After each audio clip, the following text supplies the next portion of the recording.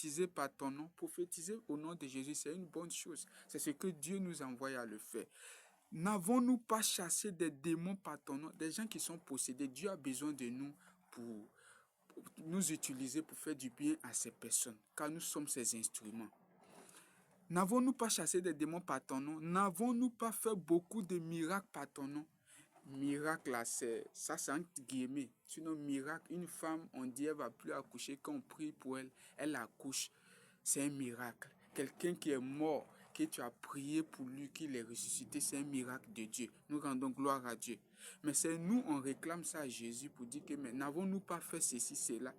Il dit, verset 23, alors je les dirai ouvertement, je ne vous ai jamais connu, vous qui commettez l'iniquité. En bon, donc on peut être chrétien, être utilisé pour ressusciter des morts, pour guérir les malades, pour chasser les démons, et puis vivre dans l'iniquité.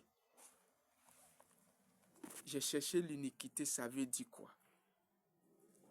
Pour moi, ce que j'ai trouvé, il dit l'iniquité signifie, l'iniquité est un terme qui désigne une action ou un comportement qui va à la compte de la justice, de la morale ou de la loi divine. Des actions telles que l'injustice, la malhonnêteté, la tromperie, la violence, l'exploitation, la méchanceté, l'hypocrisie, la désobéissance à la loi divine, le manque d'amour et de compassion pour les autres. C'est ce que, en tout cas, moi, j'ai eu comme définition. Il peut y en avoir plusieurs, mais c'est ce que j'ai eu. Pour dire quoi? Frères et sœurs, on doit se remettre en cause. On doit se remettre en cause. J'espère que tu te souviens, lorsque Jésus a envoyé les disciples pour aller parler en son nom. La Bible dit que les disciples, lorsqu'ils sont revenus, ils étaient en joie.